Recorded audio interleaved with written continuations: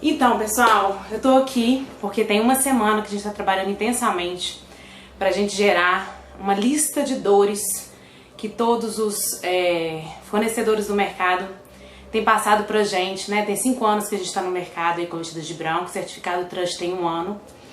E ao longo dessa trajetória a gente foi percebendo uma série de coisas que acontecem na vida dos fornecedores e que a gente percebe que a gente pode contribuir mais.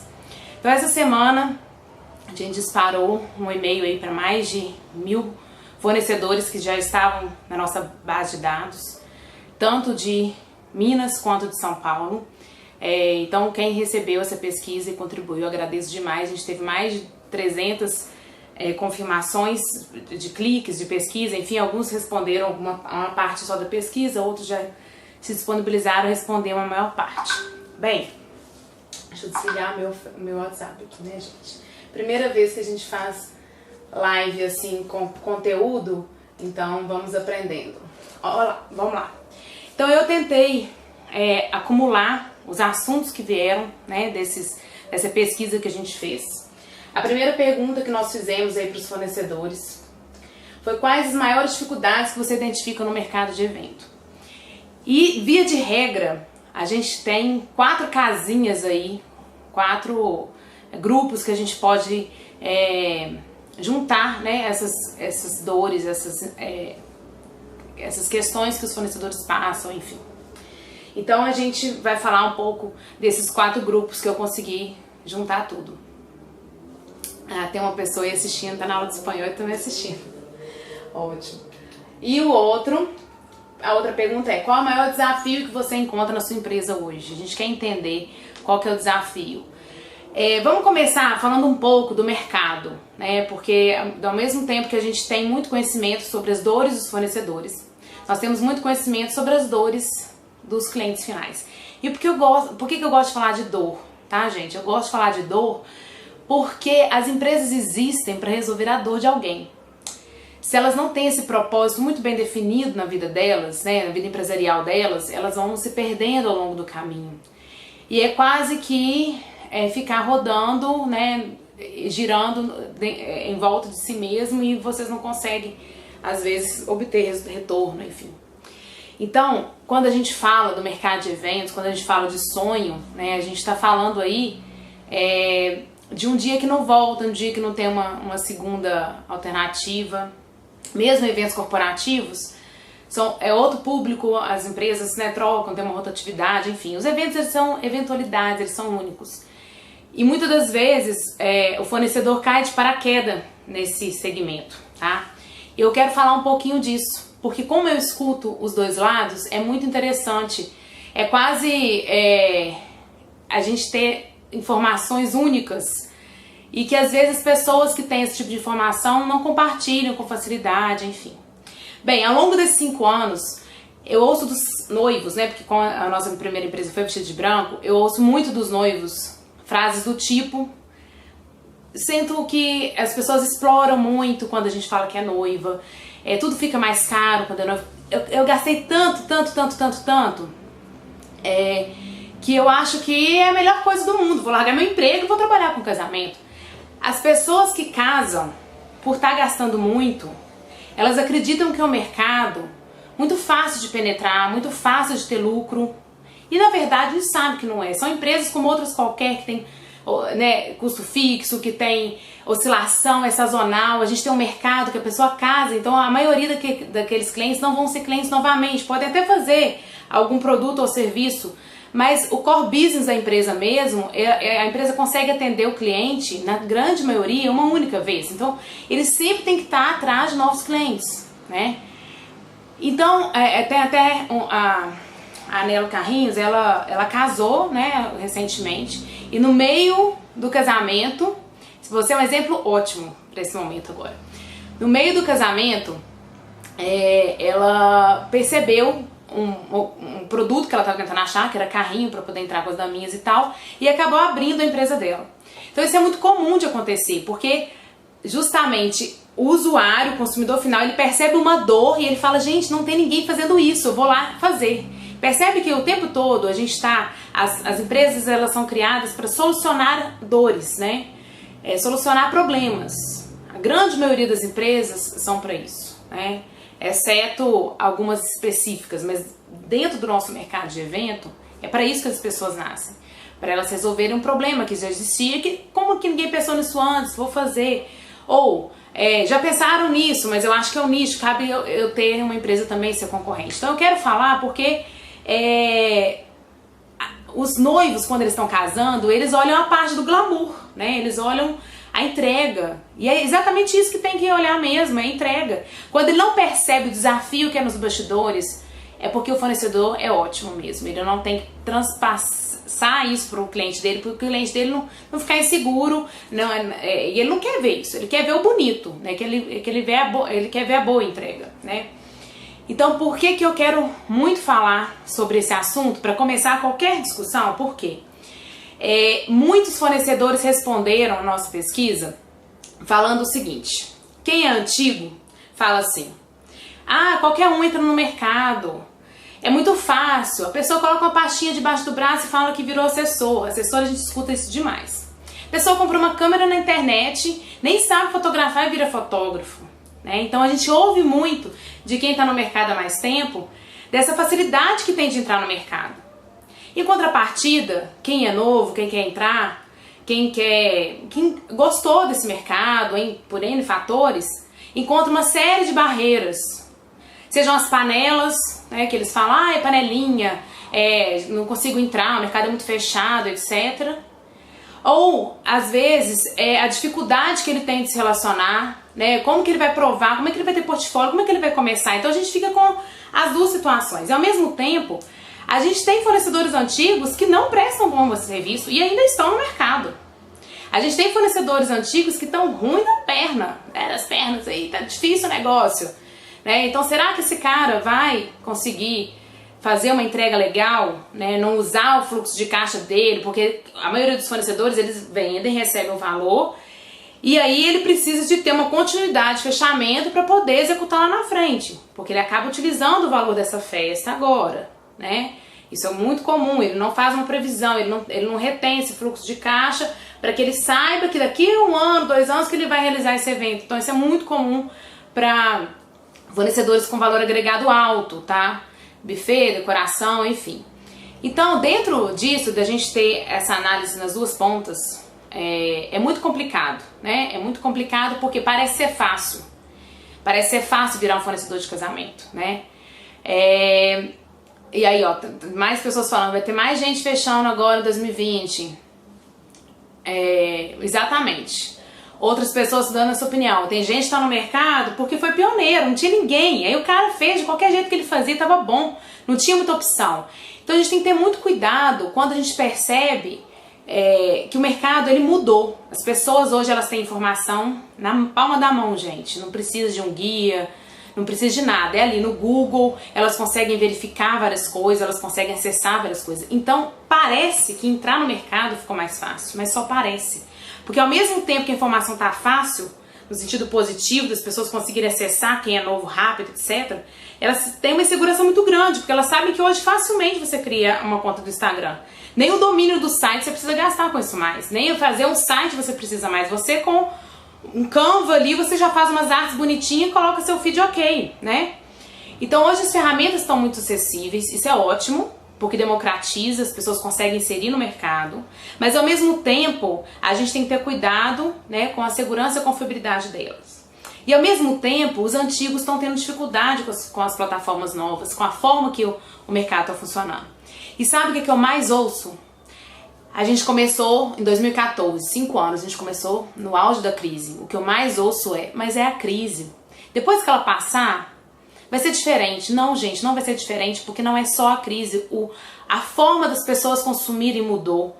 Antigamente, uma geração para outra, de uma geração para outra, levava 30 anos. Né? A gente tinha gerações aí, X, Y, enfim, agora já tem uma outra depois dos milênios. Né? Então a geração hoje, ela muda a cada 8 ou 10 anos, e isso tende a piorar. O que isso quer dizer? Né? Eu não sou da área de RH, que faz essa busca incessante por essas informações, mas eu posso afirmar para vocês que a mudança rápida das gerações, esse ciclo se tornando mais rápido, o consumidor cada vez se renova de uma forma que assusta as empresas.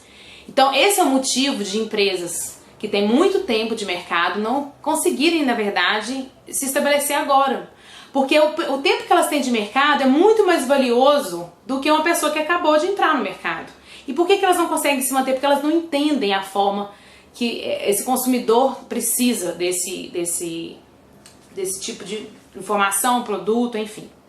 Eu recebi uma das pessoas que preencheu um espaço aqui em Belo Horizonte e ele falou o seguinte: olha, a minha grande dificuldade, né, na primeira pergunta, é que eu preciso trazer o cliente para o meu espaço. Se ele vem no meu espaço, ele vai fechar.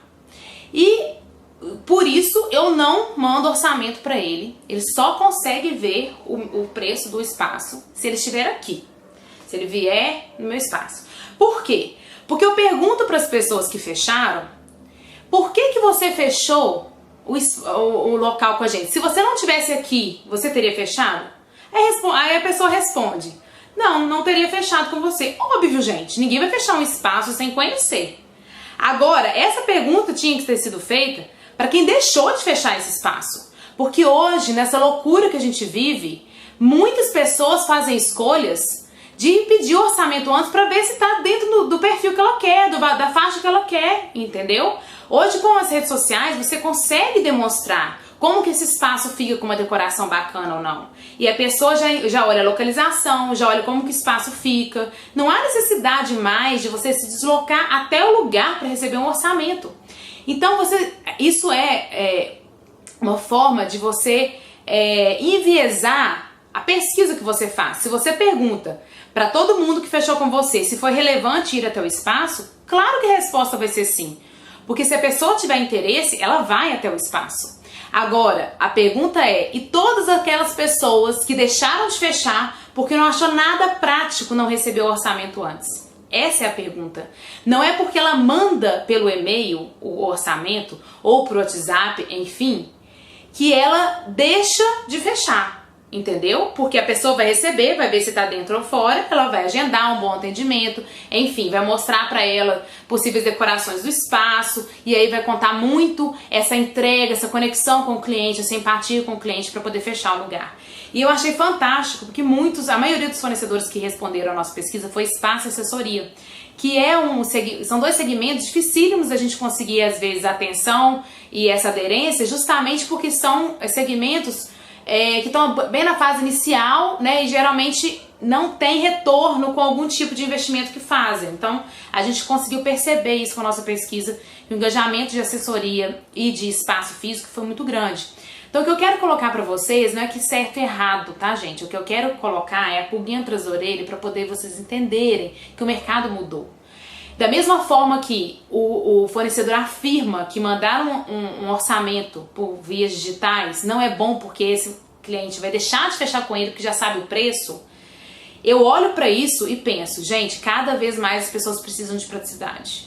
Cada vez mais as pessoas têm que ir dentro daquilo que faz sentido para elas. Não faz sentido ela ir no espaço que custa 20 mil, 40 mil reais o aluguel, sendo que o orçamento dela tá a 12. Gasta o tempo dela, gasta o tempo do espaço. Eu não tô falando aqui de preço, gente. Eu tô falando de ser objetivo, né? De você ter realmente um orçamento e saber o que vai ser relevante para você ou não, entendeu? E fora isso, saber o valor do espaço, qualquer bom assessor mais ou menos consegue orientar o seu casal de quanto que custa o aluguel de um espaço, não é mesmo? E aí a gente vai falar de outra coisa, que é o fato das pessoas não contratarem um assessor desde o início. Mas isso é outro problema, né? Então, olha só, esse ponto inicial que eu quero falar é justamente dessa mudança. Então, reflitam que as mudanças que tivemos no mercado, para quem está há mais de 10 anos no mercado, vai entender o que eu estou falando.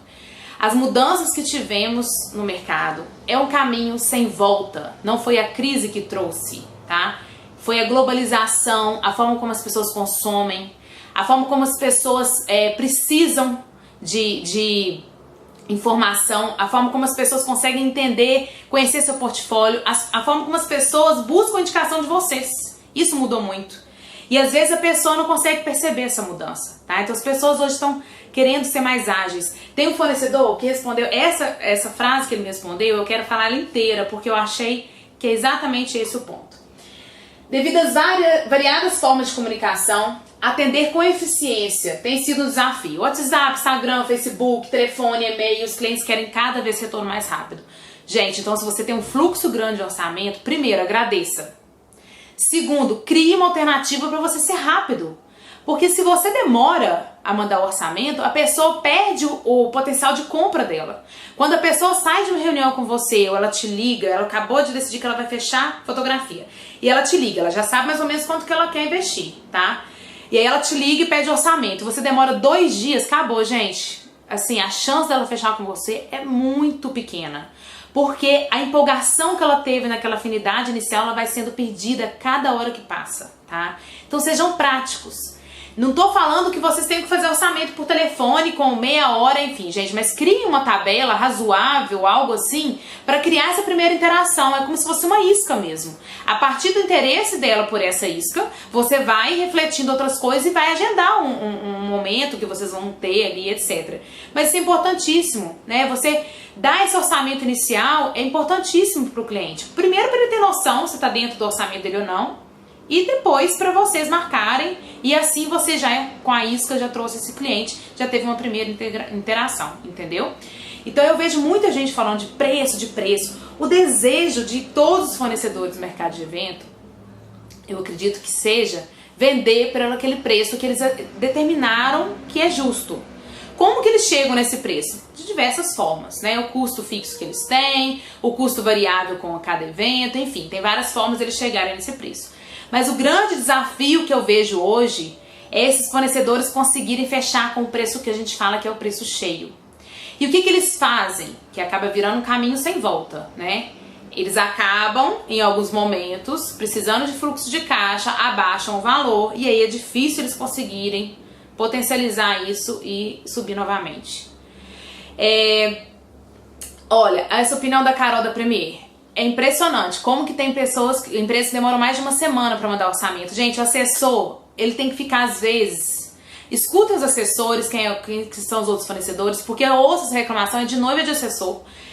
Os fornecedores demoram uma vida para poder mandar o orçamento, é impressionante. E aí você acaba perdendo esse time. Então, se você tem essa reclamação, você recebeu essa reclamação que você demorou, presta atenção nessa reclamação. Ah, mas tem uma série de variáveis, etc. Gente, melhora, estuda seu processo, contrata uma consultoria. Mas você tem que encontrar alguma forma rápida, porque você perde o time da venda, entendeu? E eu vejo isso acontecendo, direto, tá?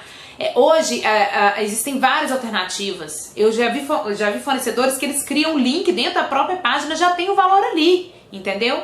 Eu fui contratar uma consultoria recentemente, eu achei formidável. Uma das perguntas que ele me mandou foi o formulário. A última pergunta é: você tem capacidade para pagar 11 mil reais na minha consultoria? Sim ou não? Eu já respondi lá que eu tenho e foi pra ele. Então olha só, ele já tira o filtro dele. Então a gente tem que parar de sofrer também, sabe? Porque a gente fala que a gente não quer fornecedor, cliente que vem ganhando, que olha preço, etc. Mas olha só, você também faz uma névoa, até você tem medo de falar o seu valor, né? De colocar o preço do seu serviço e produto e, sobretudo, valorizá-lo e aí colocar o valor dele. Se você tem medo de falar, você já cria uma sensação de que o seu produto é extremamente caro, inacessível. Então eu acho que existe muito conflito em relação a isso, entendeu? A gente, nessa experiência de 5 anos, a gente viu casais com poder aquisitivo excelente, ganhando mesmo, e era inacreditável. E a gente viu casais com poder aquisitivo normal, classe média, enfim, tá? É uma pessoa que pondera e X ou Y, vou ter que fazer uma escolha, não vou poder contratar tudo que eu quero, mas que queriam escolher a dedo cada fornecedor, sabe? Então eu acho que a gente não pode ter esse estereótipo, entendeu? Eu vejo muito isso, né? Essa questão de rotular. esse cliente não é perfil pra mim, esse cliente é perfil pra mim. E aí quando você vai pesquisando a fundo, que é o que a gente faz, quando acontece isso, né, a gente tem algum tipo de reclamação de fornecedor, que a gente gerou algum lead pra ele que não foi qualificado, a gente vai olhar e o cara tá casando num excelente lugar, super bacana, com uma ótima assessoria, gente, mas ele optou por aquele segmento, ele não é o segmento que ele decidiu não investir muito, e a gente tem que respeitar essa decisão, porque as pessoas, os fornecedores hoje, eu acho que não estão entendendo que houve essa mudança, né? Antigamente você tinha 8 fornecedores no evento, 8 fornecedores, gente. Agora você tem de 35 a 50, tá? Então, olha essa discrepância. A gente tem 4 a 5 vezes, 6 vezes a quantidade de fornecedores que você tinha. Então, as pessoas foram se especializando cada vez mais, né? E dentro dessa especialização, tem noivos que vão valorizar determinados segmentos e outros segmentos ele não vai priorizar naquele momento. Isso é normal, isso não é o fato de ter ou não condição de comprar aquilo, entendeu? É o fato de querer ou não aquilo no sonho, no dia que ele escolheu. Então eu acho muito importante, isso é uma certa defesa que eu tenho dos noivos, sabe? Então a gente tem que ter muito cuidado com isso. Então olha só, a Adriana colocou aqui, eles estão barganhando mesmo. Eu acho que muitas das vezes é a forma como a gente coloca. A gente tem tanto medo, né, de colocar o nosso valor, de justificar isso de alguma forma, que a gente acaba atraindo clientes que têm essa postura da barganha. Se no seu atendimento você coloca ali bem definidos quais são as suas entregas, que o seu trabalho é diferenciado, você consegue mostrar para ele o seu diferencial, você acaba chegando num ponto que o cliente entende realmente aquilo. Ele fala, não, eu acho justo pagar. Às vezes a gente tem preguiça de falar para o cliente, de mostrar para ele o nosso diferencial realmente, entendeu? Então eu acho esse um ponto muito relevante, tá? Eu tô tentando ler, gente, mas vocês estão mandando muita mensagem. Eu não tô conseguindo falar, né, dentro de uma certa lógica e ler vocês ao mesmo tempo. Mas eu quero colocar informações que a gente tá tendo, tá? Vamos lá. Então, dentro desses as respostas que nós tivemos, eu dividi ela em 4 blocos, vamos dizer assim, tá? O primeiro bloco fala muito de público-alvo, que é um pouco dessa história que eu tô acabando de falar aqui, tá bom? Meu sonho é adquirir um lead qualificado. Vamos melhorar esse português porque tá muito técnico. Meu sonho é conseguir atingir aquele cliente que vai querer pagar o meu preço real, o valor cheio, que não vai ficar pechinchando, etc. Ok, gente, mas como que ele sabe que aquele valor é um valor real? Porque o que a gente vê no mercado é um monte de gente cobrando 10 mil para depois uma negociação cair para 6, sabe? Isso é drástico. Então, como ele já sabe que tem isso no mercado, você infelizmente vai ter que fazer uma coisa: educar o seu cliente. E quem educa, quem tem essa função de educar o cliente é quem está na frente dele atendendo ele. Não é uma blogueira, não é a amiga que indicou, porque às vezes a amiga esqueceu de falar que esse fornecedor tinha um valor mais alto, por etc, por N motivos, entendeu? Não é uma consultoria que você vai fazer. A consultoria pode ajudar a conduzir esse processo, mas a sua postura de trazer o valor para o seu cliente, ela tem que ser sua no seu atendimento. Desde a hora que você manda o orçamento sem você ter conversado com ele, até no seu atendimento final e fechamento do negócio. Então, essa educação do cliente, ela tem que ser feita pelo fornecedor, tá? O fornecedor tem que perceber que a entrega dele é uma entrega palpável para ele, mas para o cliente dele não é. Então você vê uma série de produtos ou serviços aparentemente parecidos, você que é nichado, que sabe exatamente o que seu concorrente tem, eu não tô falando pra vocês falarem mal de concorrente, gente, mas você sabe o que é bom, o que é ruim, etc. Você tem que analisar e deixar aquilo claro para ele. Olha só, eu faço drinks, mas eu vou te dar certeza absoluta que eu utilizo bebidas originais. Porque às vezes a empresa de drink não cita isso, porque ele acha meio... Claro que o cara sabe que tem gente que usa bebida falsificada, entendeu? Só que você tem que deixar claro, porque o seu cliente, ele tá consumindo aquilo, às vezes, pela primeira vez, como um serviço, e ir até o seu evento. Ele já consumiu drink, mas ele nunca contratou uma empresa de drinks. E a gente se vê obrigado, né? Se vê no que eu falo, o cliente, ele se vê obrigado a entender um pouco. Então, olha só, quando eu casei, por exemplo, eu levei um susto que eu tinha que comprar forminha. Eu não pensei em forminha, porque eu fiz a burrice de não contratar uma assessoria, tá, gente? Eu contratei só o cerimonial pro dia.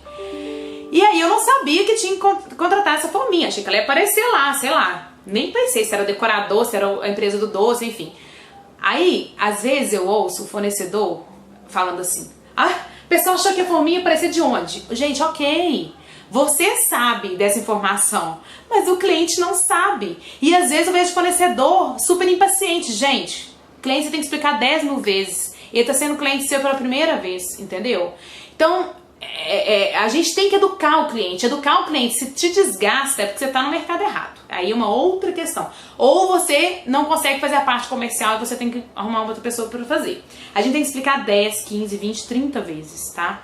Então, educar o seu cliente faz parte do seu processo. Não tem como ninguém educar por você. O lead, ele pode vir de qualquer jeito, gente.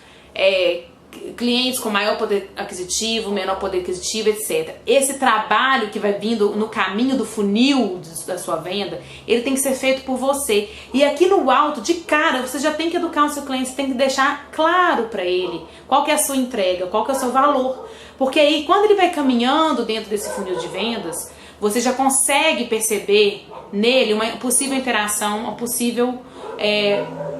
possível fechamento mesmo de contrato, tá? Então vamos lá, olha só, nessa primeira caixinha eu coloquei público-alvo.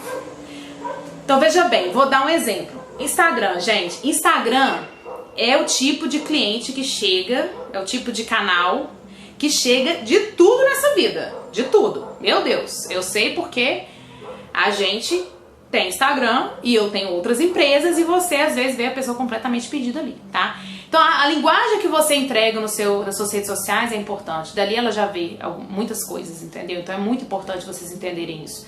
A forma como você entrega as suas redes sociais, seu site, enfim, dali ela já vê. Então, ao mesmo tempo, a gente tem que tomar um cuidado, porque muitas das vezes você faz a coisa tão elitizada que a pessoa olha pro seu Instagram e fala: cara, esse fornecedor é inacessível, ela nem sabe o preço, né? Só que ela entende que o valor é alto e aquilo ali não é acessível para ela. Aí você já mata. Então você tem que saber exatamente a linguagem que você usa para poder atrair o cliente que você quer. E eu vejo as pessoas muito perdidas em relação a isso, tá? Muito perdidas mesmo.